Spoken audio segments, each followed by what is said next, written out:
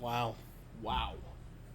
Anyway, do you have any spare change for the Kyle Tucker jar? We're trying to re-sign him. You do understand that Jim Crane probably has more cash in his pocket right now than we will have money in our entire lives. He's got 15 home runs and an OPS over 1,000. You suck, you know that? Hi, I'm Weston. I love talking about the Astros, and I'm here to talk about Game 47 of the regular season, where the Astros win 9-4 over the Milwaukee Brewers, win the series against the Milwaukee Brewers, reward the optimism from yesterday, and are currently 8-2 over their last 10, and only 4 games back of the division lead. And dude,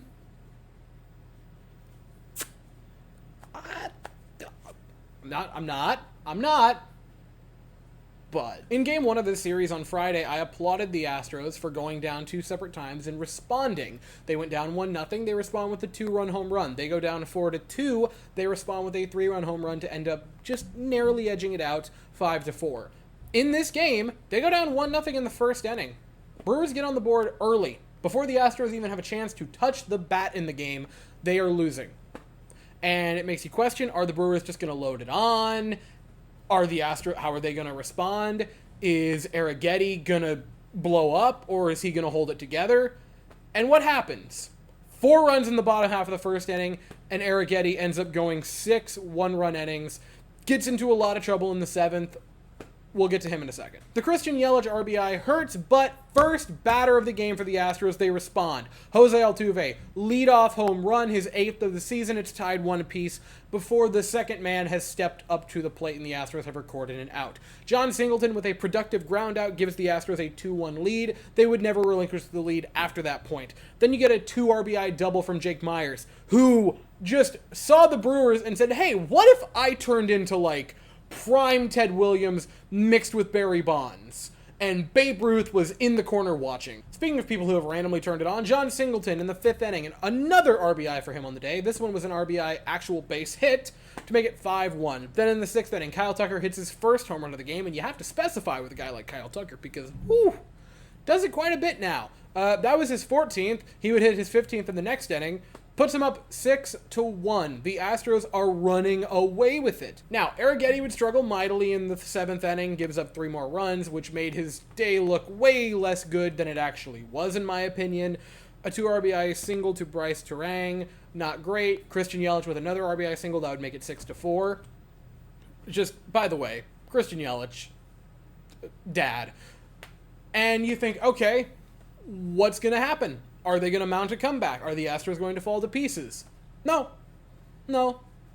Because Kyle Tucker in the bottom half of the inning responds. And give more credit, Altuve and Carantini getting on base. 3-run shot, 9-4. Slams the door. Bullpen's perfect. A 14-hit output from the Astros offense. You'd get Altuve with the leadoff home run. You'd have a pair of home runs out of Kyle Tucker for 4 RBIs. You'd get hits out of Bregman and Yordan Alvarez. You had another multi-hit out of Jeremy Pena. You had a 3-hit day out of frickin' Jake Myers, which is insane. Multi-hit game out of John Singleton. You had a multi-hit game out of Joey Liperfido. And, dude, yeah, you can stay. Gonna be very under the radar, Liperfido, but, that's fine. Let him be under the radar. I don't care. Let him be a freaking wrecking ball come October. That's fine by me. The offense is great. Tucker's the star. The outfield should just get unlimited praise. Tucker with 4 RBI. You had Myers with a pair of RBI and 3 hits. And you had Lippy with... Is he called that? I'm going to call him that. With a pair of base hits. Huge day offensively. And to give Spencer Arrighetti a lot of credit... He went 6 one-run innings. And I know that you have to include the full picture. And that his full stat line is going to read 6 1/3 with 7 hits and 4 earned runs. I understand that. If it was a different game, if it was 2-1, they would have pulled him after 6. They probably go, you know what? Done your job. They would have handed it to the bullpen. But the offense, and this is another part of why the Astros have been so good for so many years. One of the underrated things is they give run support to pitchers who are going to allow runs. There is a reason that random dudes would finish their season with winning records and not great ERAs. And I'm not trying to bash any of those players, because I like quite a few of them. But you look at guys in the past. Last season, not a great ERA when he was here before the injury. You had Luis Garcia. You had Jose Urquidy. Years past, you can look at guys like that. Wade Miley, if you really want to throw a throwback in there. And they allow that because the offense can simply outscore the other team to oblivion. And so if your starter ends up going 6 and gives up 3 or 4 or even 5 sometimes, it's okay because you're willing to sacrifice the quality of innings for the quantity because your offense is outscoring the problem, and you can let your bullpen rest. The Astros did have to use a big bullpen arm. They brought in Brian Abreu. They brought in Brian Abreu in the 7th because they knew they wanted to keep it close. He gave up a pair of hits, which isn't great, but nothing on his own docket. They end up getting through it. And then the offense, again, responds mightily. They throw it to Taylor Scott, and you have a big win that's picked up by a long relief guy in Scott and a starter who, again, was not supposed to be anywhere remotely close to an MLB roster this year in Arrighetti, who gets you almost 7 innings. Beyond the offense being great, and beyond what I've said in the past of, the offense being equally spread out is what's made them great. Another thing is how you use it. The Astros were able to just continue to throw them out there to soak up the innings because they didn't have to worry about it because the offense showed up for the pitching. And 4 runs in 6 and a little bit more is not the prettiest of stat lines. It's not a beautiful masterpiece, but he pitched well.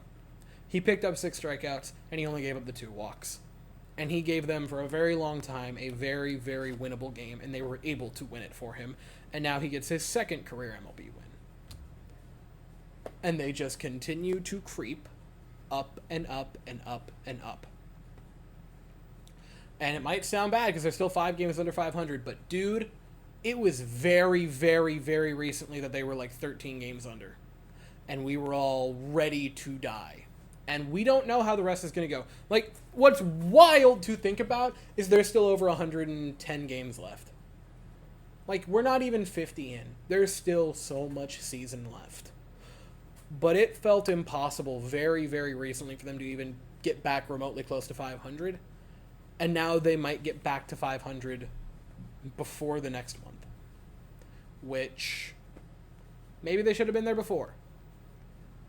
But if this team over its time has taught us anything, if you were to define this team in a sentence, it's better late than never.